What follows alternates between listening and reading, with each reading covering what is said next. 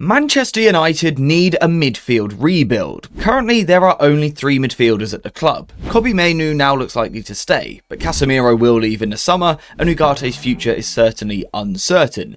Realistically, United want at least 4 central midfielders in the squad for next season. There's various different profiles that are required. United need a passer, United need a ball winner, but you could also go for that jack of all trades, someone that can do a little bit of everything. We know that Ineos like Premier League proven players, so it's actually the perfect summer for a rebuild.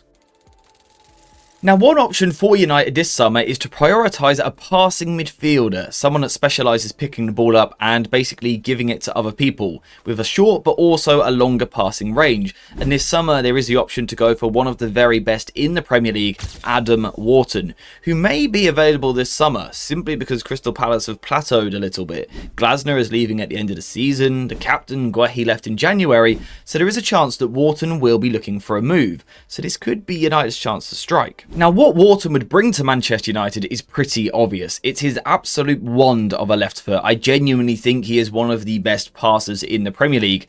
And I hesitated for a second there because I wanted to say creative passers in the Premier League. This isn't someone who sits deep in front of the defence and knocks the ball sideways 4 yards each time and just keeps the ball ticking like that. Wharton is a progressive passer, an aggressive passer, someone who really wants to get the ball moving forward. He wants to move the ball into forward zones and he wants to find those attackers as quickly as possible. In fact, his first time passing is an absolute joke, receiving the ball and taking 2 touches to quickly fire the ball forward.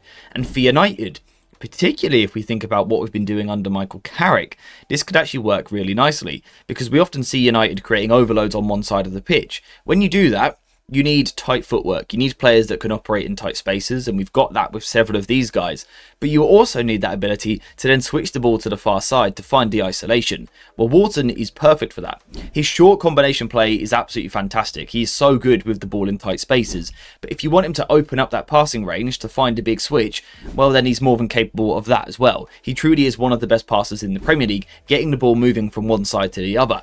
But the other great thing about Wharton is his ability to punch through the lines, through the middle of the pitch. And this is something that United have been trying to do more under Michael Carrick, finding central zones, operating in these closer spaces. But to do that, you need someone who can get the ball there, and that is Adam Wharton. With the loss of Casemiro, we will be losing someone who's very good at passing. Wharton would go a long way to replacing that, but actually being an upgrade. I think his passing game is absolutely fantastic, and yeah, one of the best in the league. Now, another option for United this summer is to go with more of a ball-winning midfielder, or you could go a ball-winning midfielder with your passing midfielder.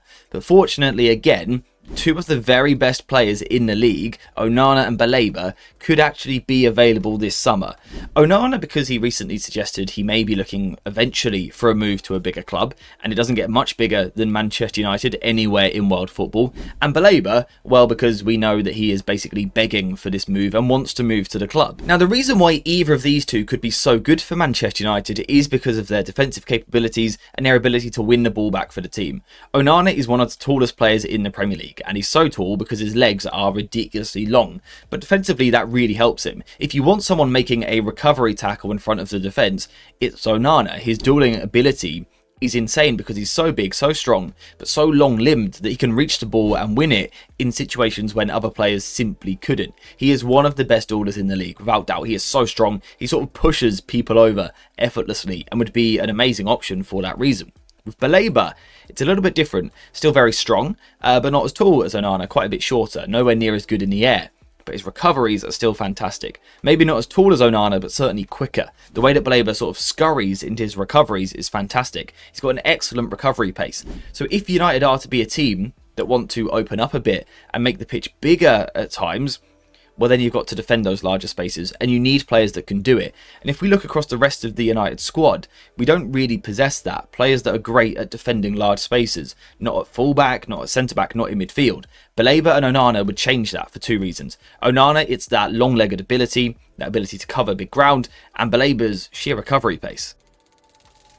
Now, this is so important for a couple of different reasons and for a couple of different styles of defending, because we often talk about different approaches defensively, whether that's parking the bus, defending your own box, being in a mid-block, or being in a high press.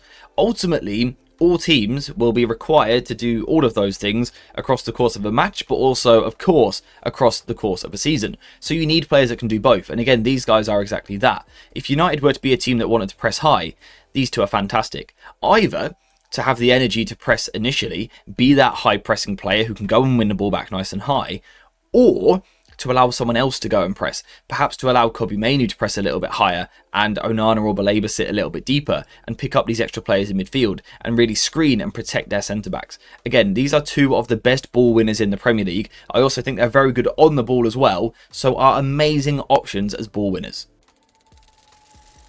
The other option for United this summer is not to go for a specialist, not to go for someone who is amazing at ball winning or amazing at passing, but someone that is good at both, someone who is an all-rounder, a jack of all trades.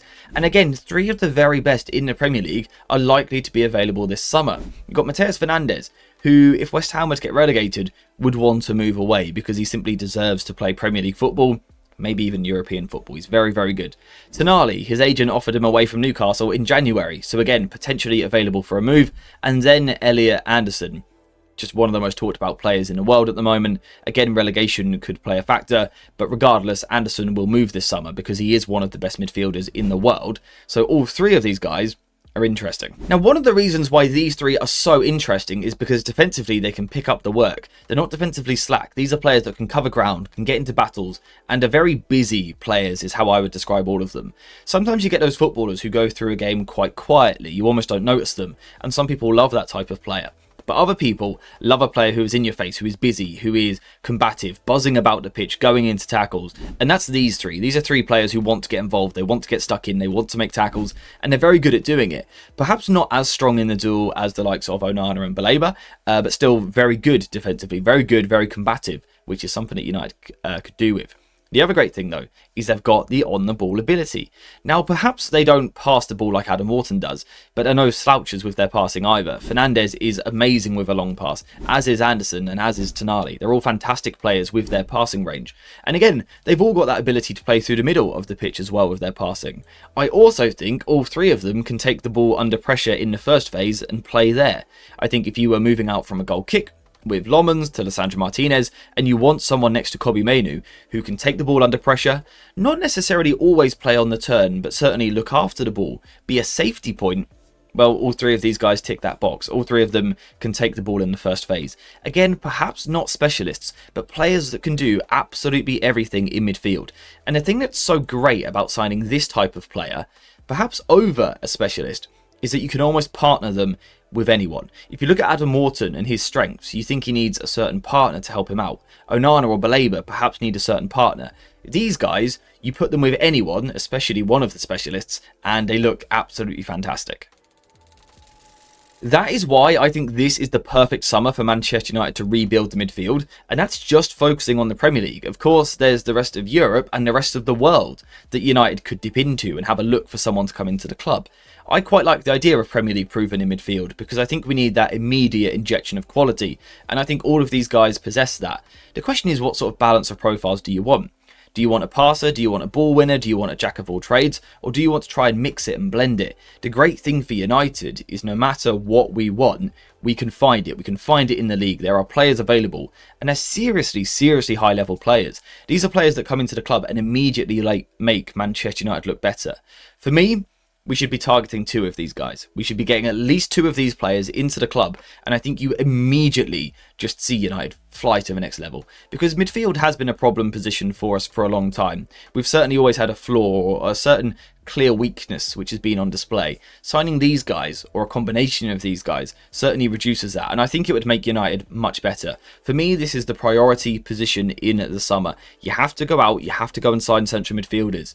Some young ones, perhaps with high potential, but some ready-made players. And I think all six of these guys are that. I think they're all ready to play Europa League football, but Champions League football next season. I think they're all that good. So, yes, there is no excuse for United this year. This is the year that the midfield has to be rebuilt. You've got Bruno Fernandes and Kobbie Mainoo, two of the best midfielders in the Premier League. Get them someone else, and perhaps someone else as well, to join them in that midfield position, and I think the club flies. So that is the plan for this year. So I want to sort of let you guys know where I'm at. But now I want to hear from you about which profiles you prefer. How would you be building it this summer? Let me know in the comments your priority order of these 6 midfielders, with number 1 being the one you want the most and 6 being the one that you're not so fussed about.